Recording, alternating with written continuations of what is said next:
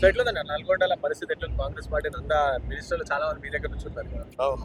ఎట్లుంది? ఏమైనా డెవలప్మెంట్ అనిపిస్తుందా లేదా? నల్గొండ అంటేనే కాంగ్రెస్ పార్టీ అడ్డా ఆ, వాస్తవంగా అండి. ఆ, వెంకరెడ్డి సార్ కానీ, ఉత్తమ్ కుమార్ రెడ్డి సార్ కానీ, ఓ, ఏదైనా మన రాష్ట్రానికి అత్య ముఖ్య నాయకులు మొత్తం నల్గొండకి వెళ్ళి ఉన్నారు. నల్గొండ బెటర్ చాలా మంచి అడ్మినిస్ట్రేషన్ అయితే ఉంది తెలంగాణ మన ఈ కాంగ్రెస్ గవర్నమెంట్ వచ్చిన తర్వాత.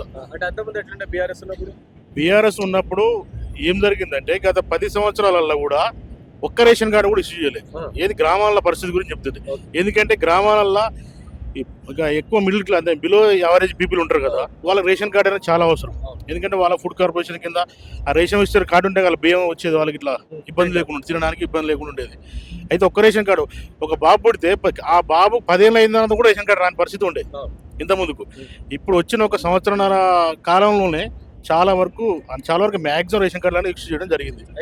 ఇష్యూ చేసిర్రు, ఇంకోటి ఇష్యూ చేసిర్రు, ప్లస్ ఇంకోటి ఇందిరా మిల్లు కూడా. అప్పుడు ఏం చేశాడంటే మన మాజీ ముఖ్యమంత్రి కేసీఆర్ గారు అల్లులో సేడ అనుకుంటాడు, కోళ్ళలో సేడ ఉంటాడు, లేకపోతే గోరెల గడ్డ ఇవన్నీ సో అండ్ సో అని కాకమ్మ కథలు చెప్పేసి 10 సంవత్సరాల కాలం గడిపిండు. అదే కాంగ్రెస్ గవర్నమెంట్ డబుల్ బెడ్రూమ్ అని చెప్పేసి మాట తప్పి కదా ఏది మన వాళ్ళు కేసీఆర్ గారు. అదే కాంగ్రెస్ గవర్నమెంట్ వచ్చిన తర్వాత 5 లక్షల ఇళ్ళతోని ఇప్పుడు స్టార్ట్ చేసిర్రు. ఒక మా నియోజకవర్గానికి 3,500 ఇల్లు ఇచ్చిర్రు. ఇప్పుడు ఆల్రెడీ బునాది లెవెల్ అయినాయి. వాళ్ళకి ₹1,00,000 ఎమ్మడి కూడా ఇస్తారు. 100%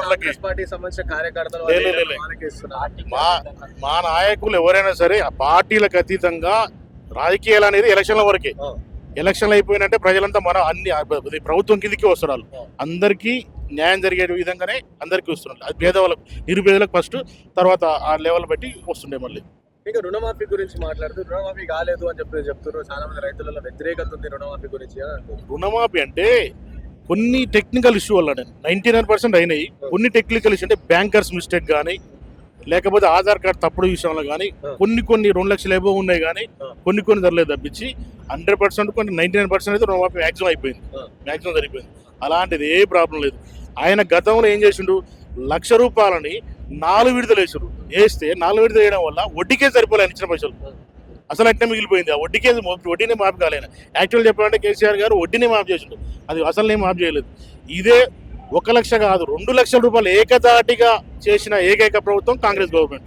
అది 100% ఎవరుగా వాళ్ళు కూడా ఒప్పుకోవాల్సిందే. ఏదో రాజకీయంగా మీది మాటకు అంటారు తప్పించి వాళ్ళ ఆత్మకూరు తెలుసు, వాళ్ళు తప్పు చేసింది తెలుసు, ఏదో అనాలి కాబట్టి అంటారు వాళ్ళు.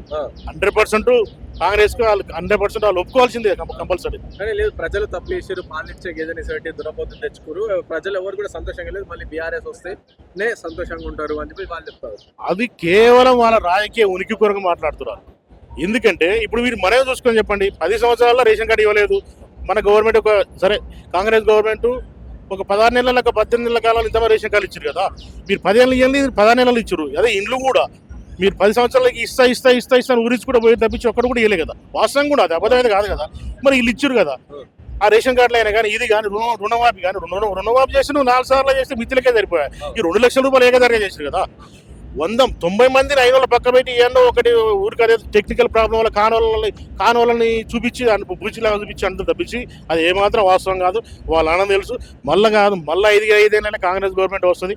జనాలు 100% ఫుల్ హ్యాపీగా ఊర్రు. అది ఎవరు కాదని జనాలందరూ ప్రజలలో చాలా వ్యతిరేకత వచ్చింది కాంగ్రెస్ పార్టీకి. నెక్స్ట్ తరం కూడా మళ్ళీ కేసీఆర్ రావాలి అని చెప్పి ఎదురు చూస్తున్నారు అని చెప్పి అంటారు. నెక్స్ట్ తరం కాదు, మళ్ళా తరం కూడా రాదు.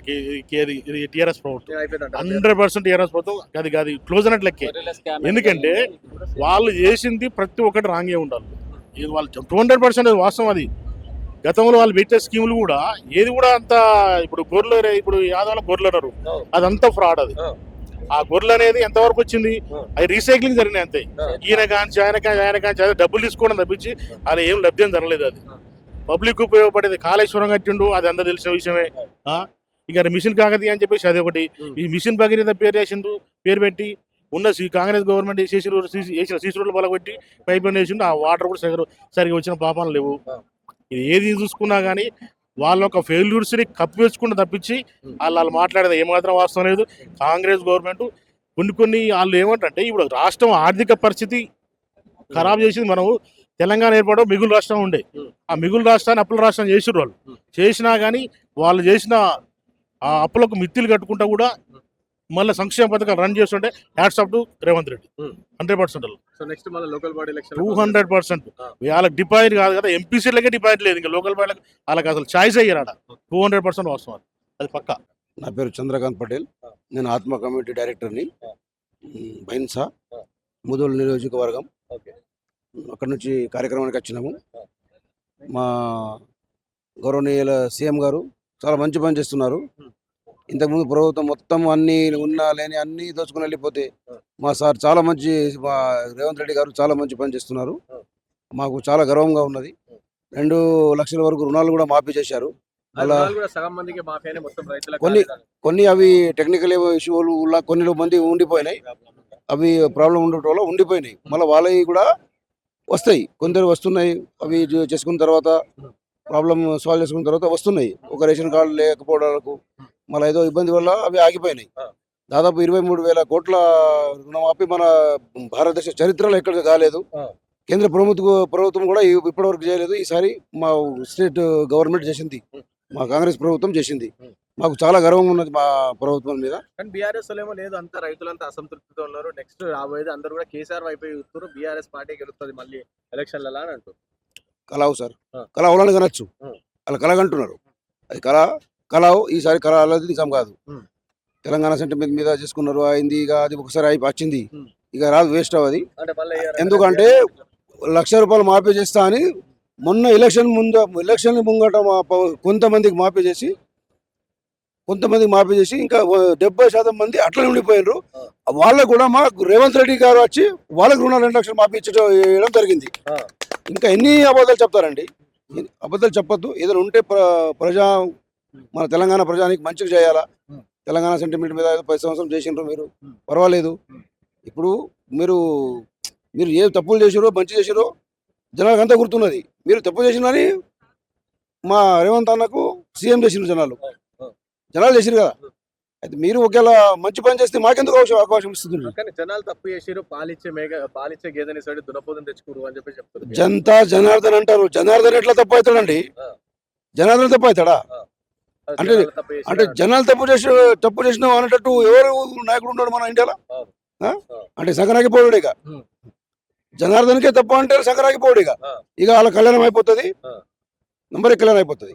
మళ్ళీ బీజేపీ పార్టీ పరిస్థితి ఎట్లా? బీజేపీ రాదంటారా? నెక్స్ట్ అధికారంలో బీజేపీ వస్తుంది అని చెప్పి వాళ్ళు చెప్తాను. రాదండి, కాంగ్రెస్ రాదండి. బీజేపీ అంటే గాలిపోయి తినకావు తుంతున్నా. ఇప్పుడు 8 వచ్చింది, వచ్చేసారి 4 అవుతాయి, ఇంకొకసారి ఏం కూడా కావచ్చు, 0 కూడా కావచ్చు. మళ్ళా మేము అనుకుంటున్నాం ఇంకా 10 సంవత్సరం దీనికి వదిలి మళ్ళా దీని తర్వాత 5 సంవత్సరం ఖచ్చితంగా రేవంత్ అన్ననే సీఎం. నెక్స్ట్ సీఎం రేవంత్ అన్ననే సీఎం.